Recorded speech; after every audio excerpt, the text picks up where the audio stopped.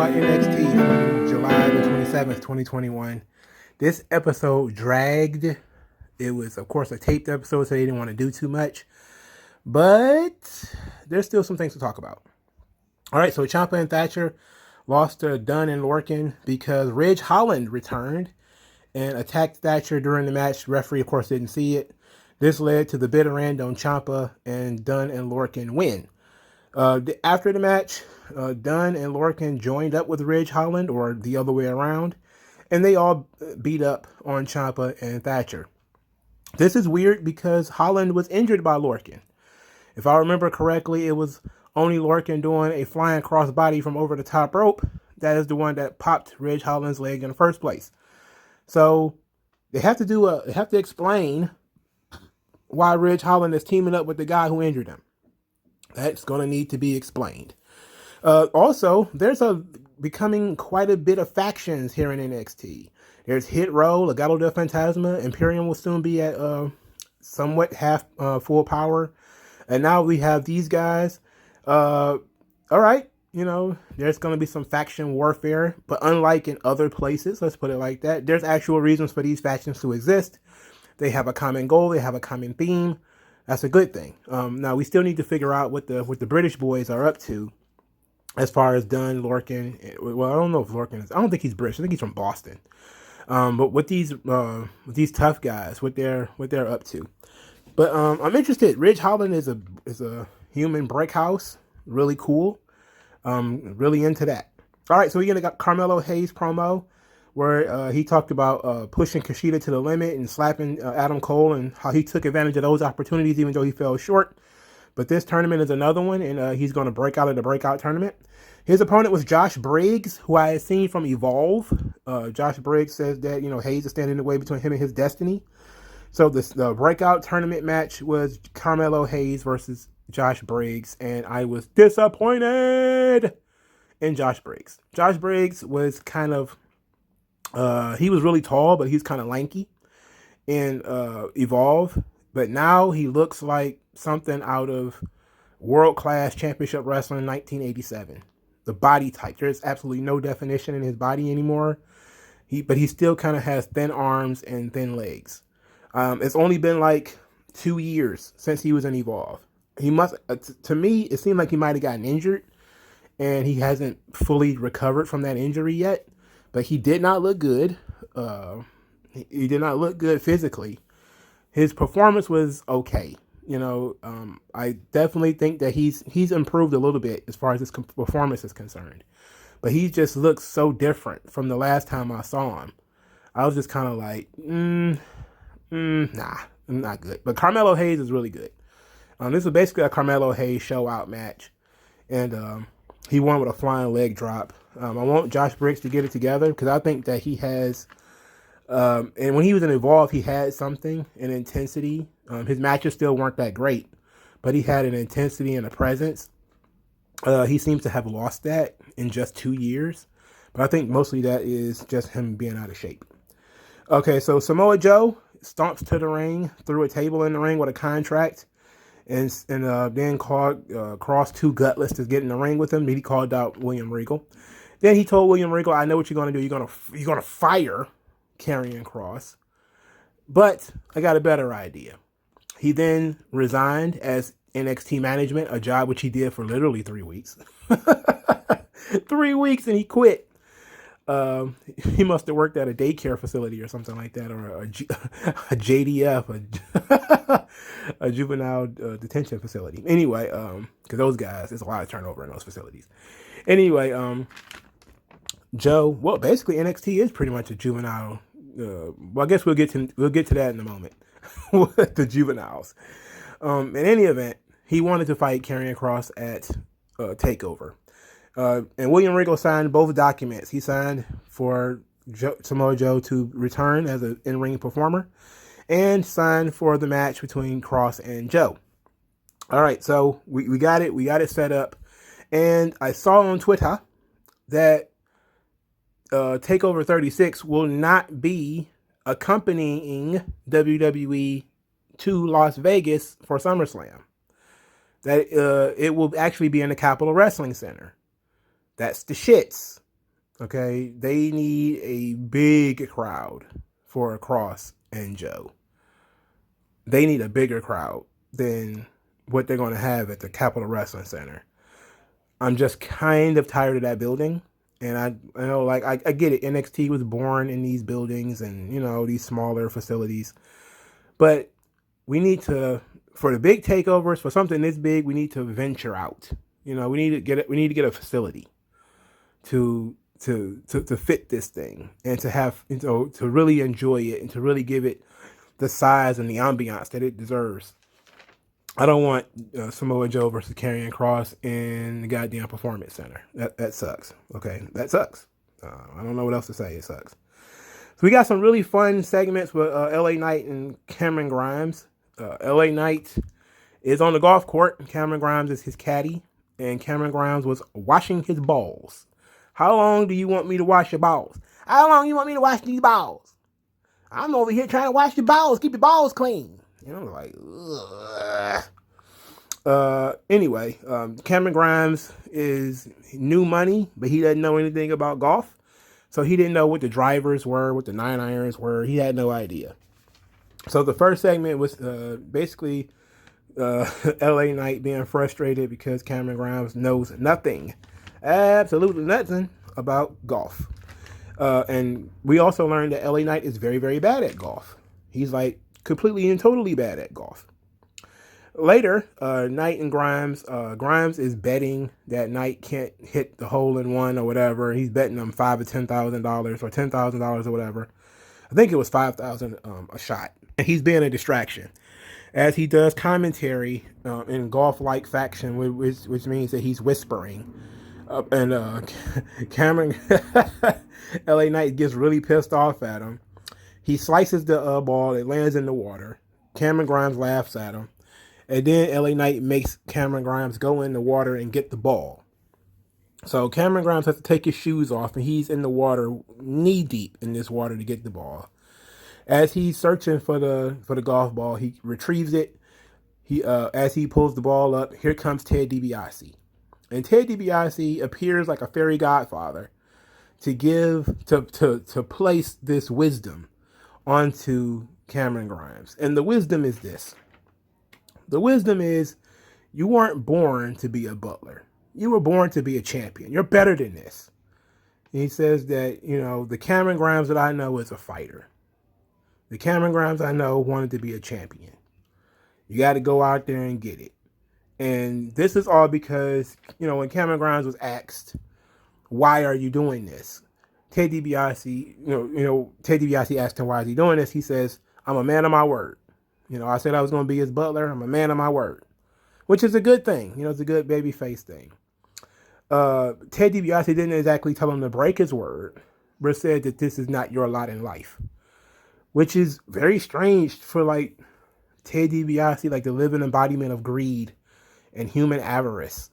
The man who thinks everyone has a price. The man who shoves his spare change down people's throats.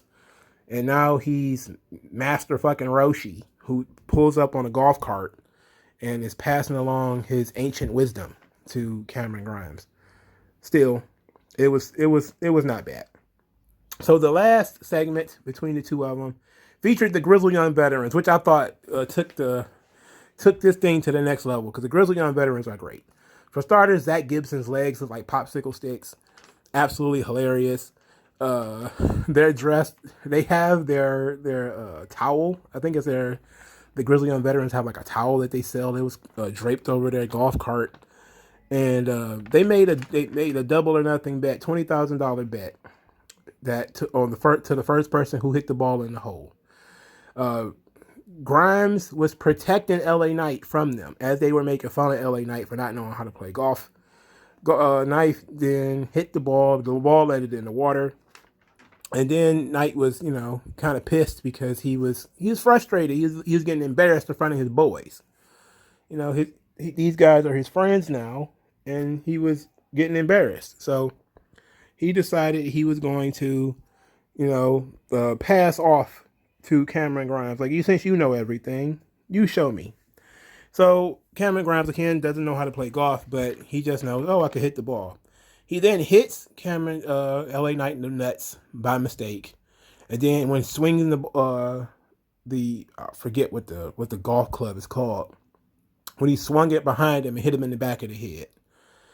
This knocked LA Knight out, and then he got a hole in one, so he won $20,000 from the Grizzly Young Veterans.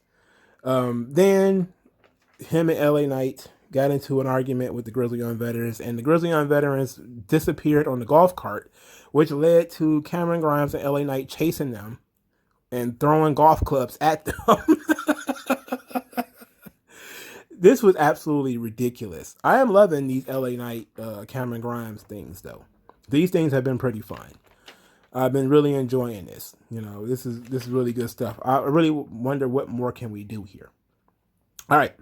So our next segment, Frankie Monet says that she wasn't sure what she wanted to do, but considered a run with the tag team with Jessie Kamea. She is now sort of in control of the Robert Stone brand, or is at least claiming to be, and she's not sure what direction she wants to take it in.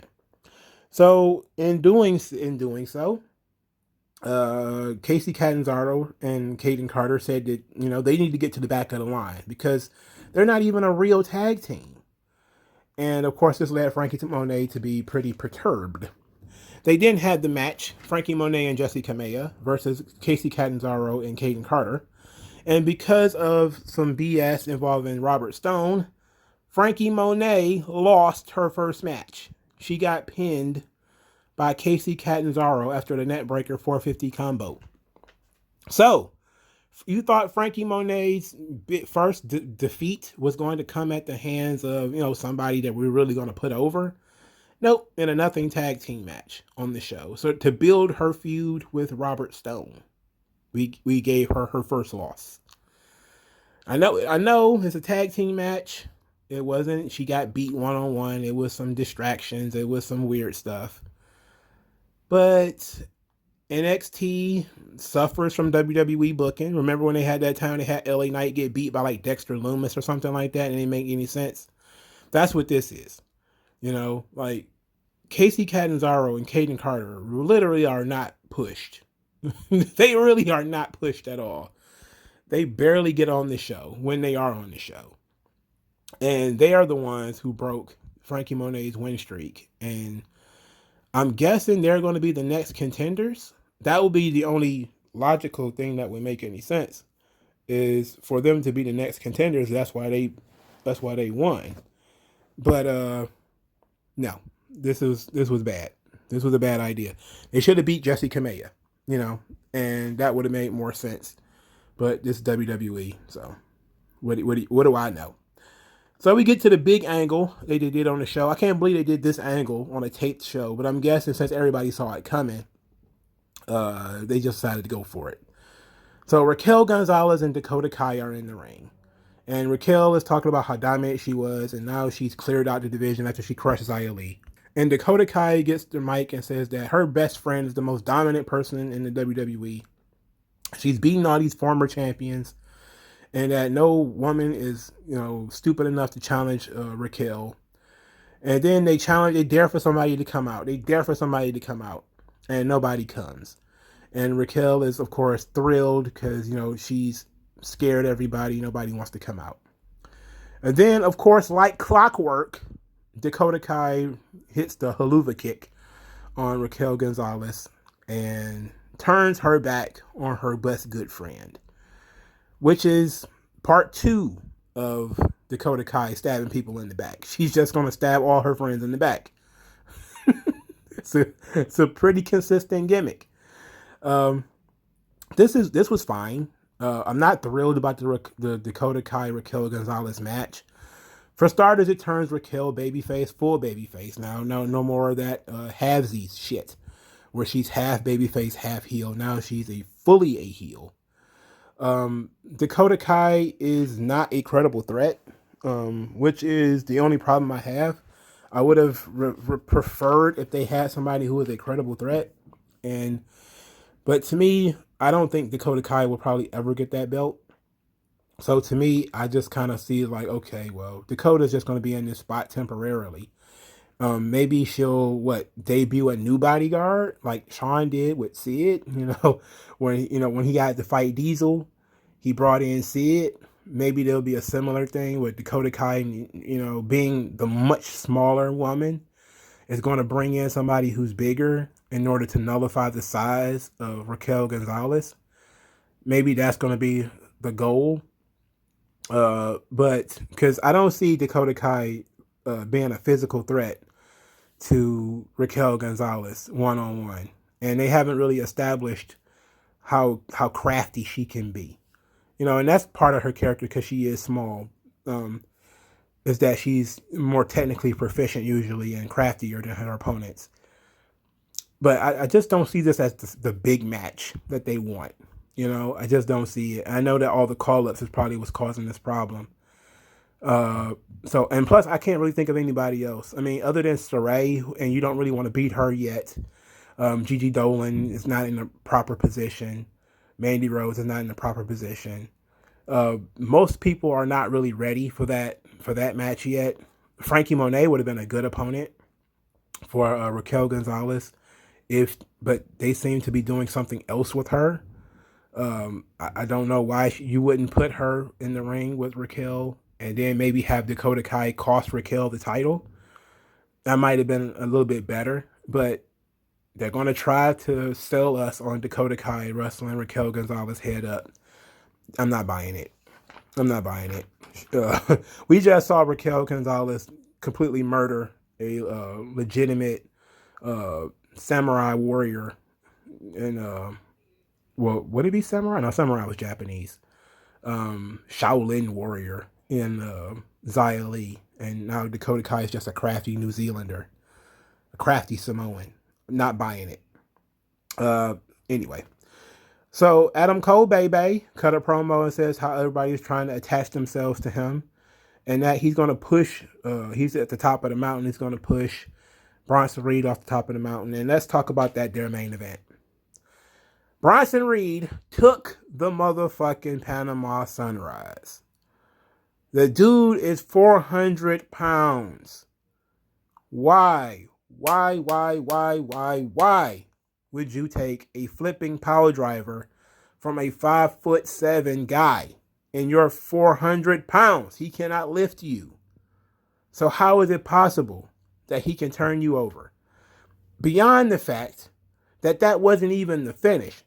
And that the finish came with Adam Cole hitting him with the last shot, which is a running knee. So once again, we're being told that if you get a pile driver, which, something is horse shit when it doesn't comport with reality. If you're 400 pounds and you land on your head, that's your entire body weight landed on your neck and head.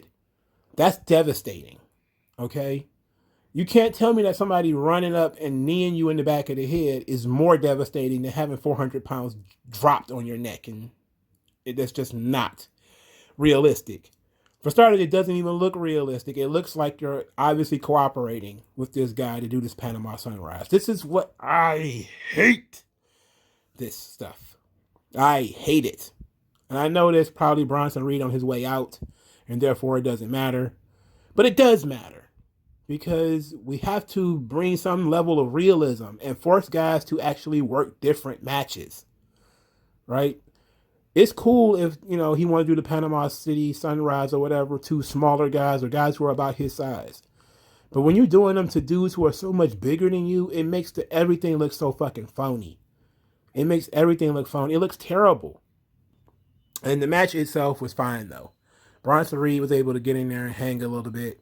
Not surprised that he lost. I mean, they don't really do anything in the way of putting other people over when Adam Cole's involved. He's the Charlotte of NXT. He wins matches he ain't got no business winning. And he stays at the top of the card even when he ain't got no business being there. And like Charlotte, he has a feud that never ends. So after Adam Cole defeats Bronson Reed, he's attacked from behind with a steel chair by Kyle O'Reilly. Then Kyle O'Reilly suplexes Adam Cole, will give him a brain buster on the flat of the steel stairs. And there was some booing from the crowd towards Kyle. Rightfully so. He attacked this guy from behind for no reason and dropped him on the steps. And we're getting the third match between Kyle and Cole.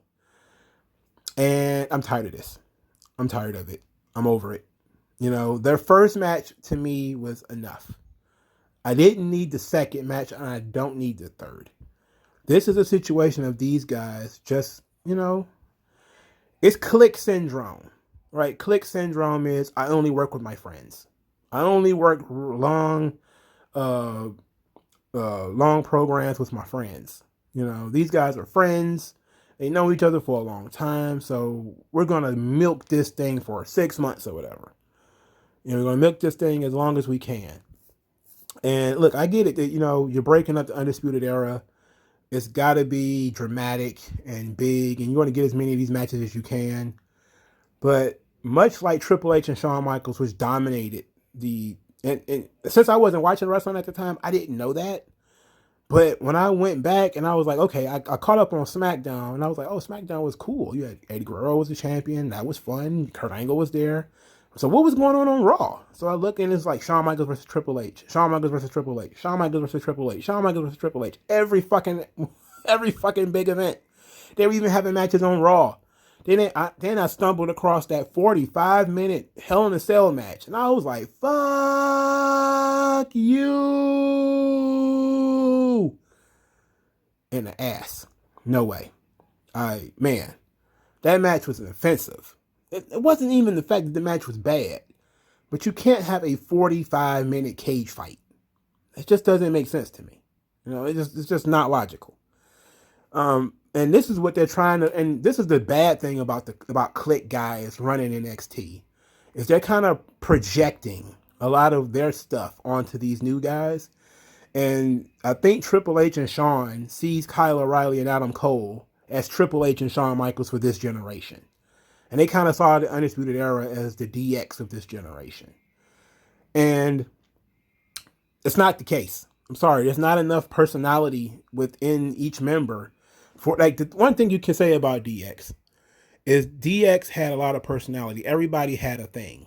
You had Shawn, who was the raunchy sex symbol. Triple H was, sort of the immature, yet, regal, thoroughbred of the group, the worker. Waltman, when he came in, he was like the young, brash, loudmouth. Road Dogg was the comedian, the charismatic one. And, Billy Gunn was sort of, the brick house, the power guy. Then you had Chyna. Chyna was the charismatic, the mysterious woman. She was big and she was muscular and she was different. She was unique. And Undisputed Era is literally just 4 midgets. And they wrestle, 4 wrestling guys. And Adam Cole has a personality because he can talk. The rest of them are just kind of like, I'm a wrestler. And when they were doing kind of their frat boy thing, that was cool. And it was like, roo, roo, roo, roo, roo, roo.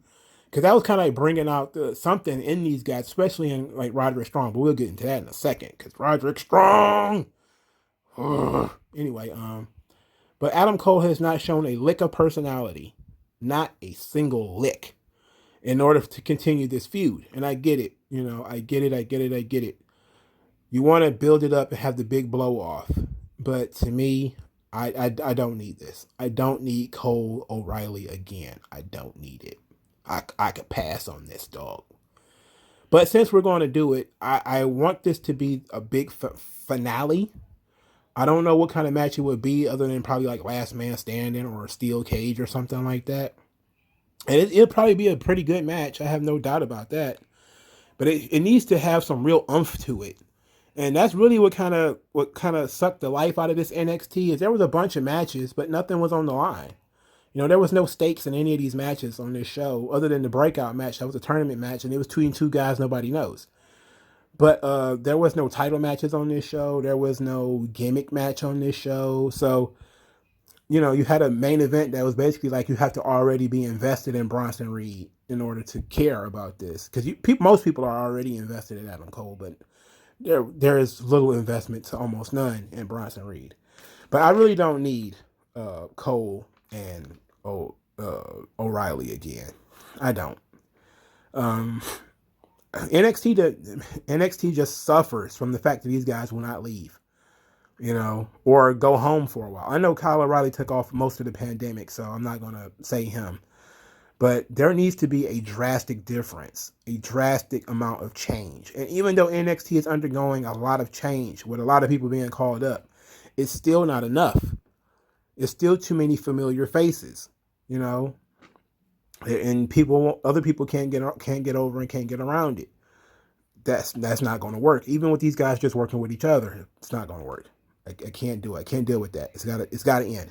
And I know it's probably going to be the end at Takeover 36. But not enough, not soon enough. The attack itself was fine.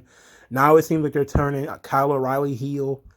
And I'm just kind of like, when you've done, they did this with DIY as well, right? The Gargano and Ciampa, when they turned both of them heel, they had to have part of their feud with one of them as the heel and part of the feud with the other one as the heel. It's like, man, NXT, come on, man. Anyway. Let's finally move on. Io Shirai and Zoe Stark. Zoe Stark wants to be friends. Io Shirai does not want to be friends. Zoe Stark talks Io into wanting to hang out with her and promised her that she was going to have fun. This is when I noticed that Zoe Stark is built like Tila from Masters of the Universe, the Kevin Smith version. Like, she built like an NBA player. Like, look at her arms and her shoulders. Like, thankfully, Zoe Stark is a great athlete and a pretty good wrestler. But she is jacked. Like, unnecessarily jacked. In any event, that ought to be interesting. Maybe they'll do vignettes with them next. Of like Io Shirai in the club with some guy doing the robot or something like that. And Zoe Stark, who is significantly older than she is, but like, we gotta keep that under wraps. Hanging out and having fun. We'll see. Mandy Rose was hanging out with Gigi Dolan and some other girl. So is she trying to start her own stable now too? To be continued. Gigi Dolan needs something to do. Because she has something. She's got something. I'm not sure what it is, but she's got something. So then we get to Diamond Mine. The promo. Horse manure promo. So Malcolm Bivens and Roderick Strong sitting there with Wade Barrett. And every time Roderick Strong talked, I felt like I was transported back to my college days, sitting in geography class. Not geography, geology. When you talk about igneous rocks, and you're talking about erosion, talk about all these things. I'm like, dude, I'm interested in prisons and urban politics. I just have to take this class because they're making me. And that's kind of how I feel when Roderick Strong is talking. I just feel like he's talking about something he's very interested in, but I'm not. Like every English professor. Like, you're very passionate about this, but I don't care. I'm sorry, bro. You're devoid of personality. And that's why I started saying that he's like Plank from Ed, Edd and Eddy. Because he just has zero personality whatsoever. It's embarrassing. It's bad. I'm telling you, he is the Dean Malenko of this generation. Like, Dean Malenko had zero personality. I don't think Dean Malenko has ever smiled on TV. I don't think he could crack a joke. That's why, same thing with Lance Storm. That's why WWE gave them like stupid gimmicks, like real dumb gimmicks. Because they had like zero personality. They were devoid of personality. And Roderick Strong is on that tier. He is certainly not a B+ player. He's a great worker, but he is not a B+ player. The end all be all of this thing is that Bivens wants the cruiserweight title because the cruiserweight title means more money. And his closing line was, whoever said money can't buy happiness was a liar and was for damn sure broke. Okay, you should have let Bivens talk and let Roderick Strong just sit there. Every time Roderick Strong opens his mouth, it was not good. But I forgot. The key segment there was that they're going to fight Bobby Fish because he wants to be the Cruiserweight champion, but he wants to beat up Bobby Fish first. But we're still not told why he doesn't like Bobby Fish. We're not told why. Whatever. Any event. Next match, Hit Row versus Imperium. Hit Row with Ashanti, Adonis, and Top Dollar. Anyway, And Legado del Fantasma interfered and distracted Top Dollar, and Ashante Thea Adonis got pinned with the flying uppercut. This led to the Legado del Fantasma jumping Top Dollar post match, and then Swerve chased them off with a chair, which, okay, cool. So we're going to get, next week is going to be Hit Row versus LDF in a tag team match. Top Dollar and Ashante Thea Adonis versus Joaquin Wilde and Raul Mendoza. All right. I guess we're dragging Legado del Fantasma along and not doing the smart thing and bringing them. Look, matter of fact, I don't even want them on the main roster anymore. I just seen what happened with Cross. I'm not thrilled. I know I keep pushing for them to be on SmackDown and not Raw. But then I saw on Twitter that Angel Garza had tweeted, just hashtag Legado del Fantasma. And I thought about how cool it was if he was in this group. Just think of how fucking cool that would be. With Santos Escobar, Angel Garza, Joaquin Wilde, and Raul Mendoza. That could be fucking sweet. You could have your main event guy with Escobar, your upper middle card guy with Angel Garza, the Lethal Lothario, and then you could still have your tag team guy. That would be fucking cool. And, that would be awesome. And then you could probably add Humberto Carrillo, and that would be sweet, like a sweet 5-man stable. And then maybe you could add Lucha House Party, and you can make your own LWO, I heard that they wanted to bring back the LWO. That's why I suggested it. But bringing back the LWO is kind of like just a Legado del Fantasma, pretty much absorbing all the Mexicans on the roster because he's the king of Lucha Libre. And, of course, you can't have Rey in it. Rey is an eternal babyface. And the Mysterios are different from the Fantasmas, so you can't have that. And Mysterios represents his own family. So I'm still thinking about, hey, how sweet would it be if Santos Escobar came to SmackDown and wooed away Dominic, and Dominic became Santos Escobar's protege? That could be so fucking cool. You can have Dominic in a suit. He's Mike Poppy now. That would be so great. So the last thing, I guess, is on the show to discuss is Candice LeRae blaming Johnny Gargano for Austin Theory running away. Indy Hartwell then got a cartoon from Dexter Lumis, and the LeRaes were not happy about that. They said no way, because the picture was of Dexter Lumis joining the family as Austin Theory walks away with the knapsack over the shoulder. It was great. So, of course, Gargano was like, absolutely not. He will never be a part of this family. We don't want it. We don't want this at all. And Candice was blaming Johnny for Austin Theory running away from home, as they put it. So then they set up this match. It's going to be Dexter Lumis versus Johnny Gargano in a love her or leave her match. If Dexter Lumis defeats Johnny Gargano, he gets to earn the right to pursue Indy Hartwell. And I'm surprised that there is nobody screaming about the misogyny in this. I'm surprised that, this misogynistic storyline is going to get to go on, because I'm pretty sure somebody somewhere is screaming, she's supposed to be an independent person. She can do whatever she wants. But this is a match with stakes. That's what we need. We need matches with stakes. I'm not thrilled about the idea of watching Johnny Gargano versus Dexter Lumis. But if it's going to actually have something, I might be interested in that. I'm not really all that invested in Index, but, other people are. So let's see the big payoff. Let's see Index finally happen. Because that definitely means Dexter Lumis has to win. But it would be nice if maybe Gargano and Candice cheated to keep Dexter Lumis out, and Dexter Lumis wins, and then Indy leaves the family to join him anyway. I think that would be a more heartwarming finish to this thing, rather than Johnny Gargano losing. But Candice and Johnny getting caught by Indy cheating, and then she's like, screw you guys, I'm going to do what I want. I think that's a much better ending to this story. But then where do you go from there? So that's the question. But this episode of NXT dragged. There was not a lot on the line.